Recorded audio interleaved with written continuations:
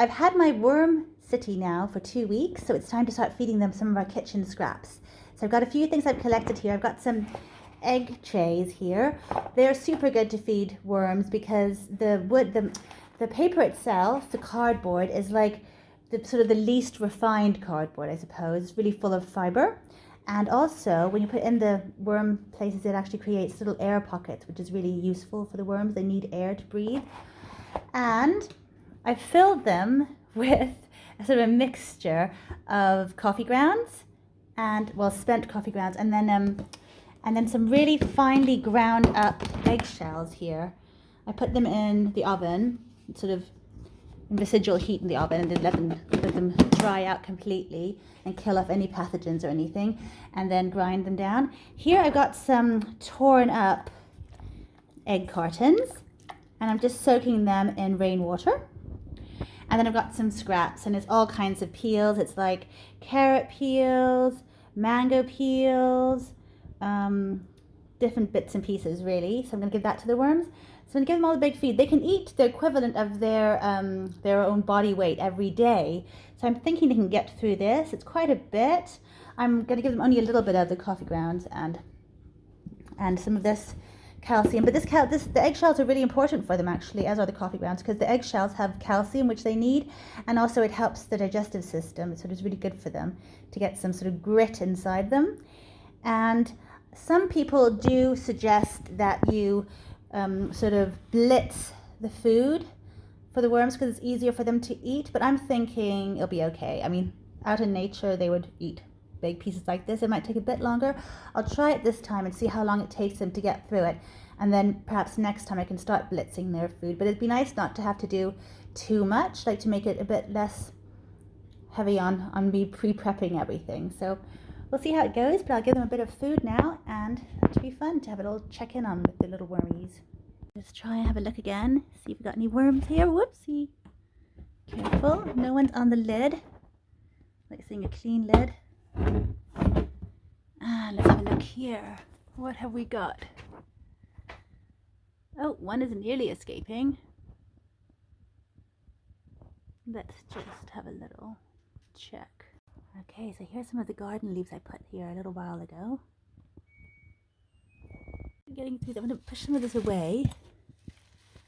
Look at this. They are feasting on these leaves. I don't want to disturb them too much. Oh, wow. Look at this. They actually love these leaves. This is such a treat for them. It's beautiful stuff, isn't it? And they're eating the apples. They love these rotting apples from the garden as well. I gave them a real good treat there. Look at that. Hello, darlings. Now, what I'm thinking about doing actually is actually just recovering this part. And then I could feed them on the other side. There we go. Because I didn't actually put any leaves on this side, as you can tell. So I'll just push aside this bedding. There we go. And it's nice and wet, really, actually. Okay, there's a few worms down here still. But you can see they're all on the other side, just absolutely loving the rotting apples from the garden and the leaves from the garden too. So what I'm going to do now is put some of this food down here. That will attract the worms onto the other side too. So let's have a look. Stick it down. Again, I don't want to put too much because I don't want to over excite them or feed them. But this should all be stuff that they actually would really enjoy. And the good thing about putting stuff in the bin full of nutrients is that it's all stuff that's going to feed the garden, of course. So like putting things like banana peels in, really something I want to do because it's full of nitrogen, really good for them. But all this other stuff is great too. Let me take that sticker away. Some of these fruit stickers are so annoying. Pieces of plastic. So I'm putting this in here, and we'll just have to see how long it takes for it to get eaten up. I don't want to give them too much. It's never good to overfeed them. I can start rotting and stuff, but we don't want that. But I'm putting lots of these wet cardboard in now. This is all the egg cartons that were really quite wet. And all this food should attract the worms over to this side here. So they've got like the choice of what they want to eat. They can eat the leaves or they can eat this. We'll see what they choose. And then I'm going to put this egg carton here, and they should really like this, because this is full of eggshells and coffee grounds. And what I'm going to do is, to make sure it's wet enough, to pour some water into these little holes.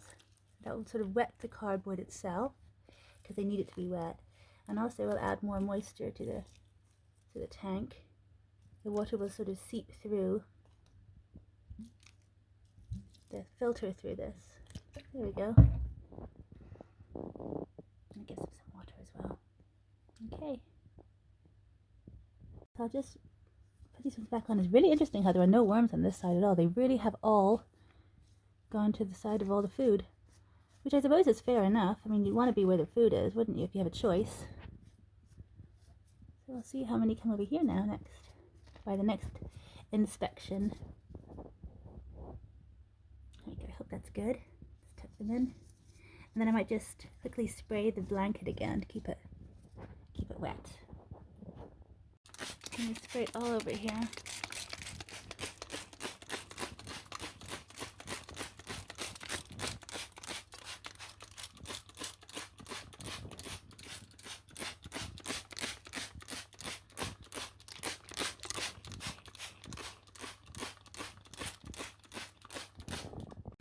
Just having a really quick check to see how they're liking my food.